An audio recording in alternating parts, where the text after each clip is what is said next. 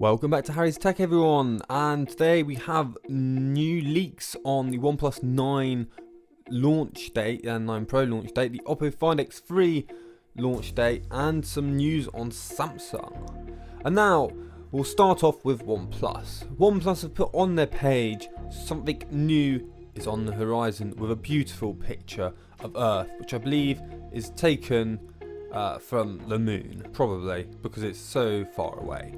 And it says it will be on the 8th of March. Now this clearly means that they're launching the OnePlus 9 and 9 Pro series on the 8th of March.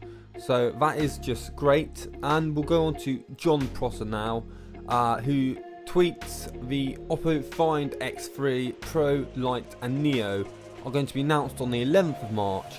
Pre-order available on the 31st of March and actually in stores so you can test them on the 14th of March, which is when you should also receive your pre-orders. And finally, Ice Universe has tweeted some Samsung's new watches will use Android to replace Tizen.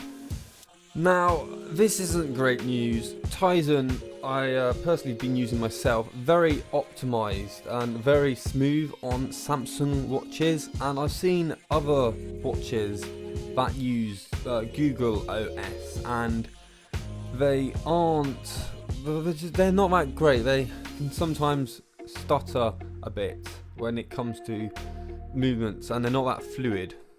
And so I hope this doesn't happen because I love Tizen and it's just great. And finally, Ice Universe says Samsung will have some new cameras this year. The GN2 with dual phase Pro has already been released, as he's ticked off on there. And Q2 will have the ISOCELL 200 megapixel camera with 0.64 microns, and that's 200 million pixels of resolution. That's absolutely amazing.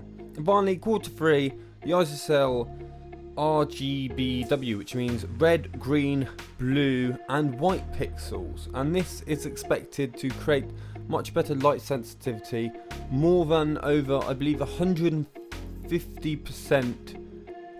compared to normal sensors, well, or 50% over the current sensors, which means it's more sensitive to light than the red, yellow, blue pattern on the Huawei camera sensors.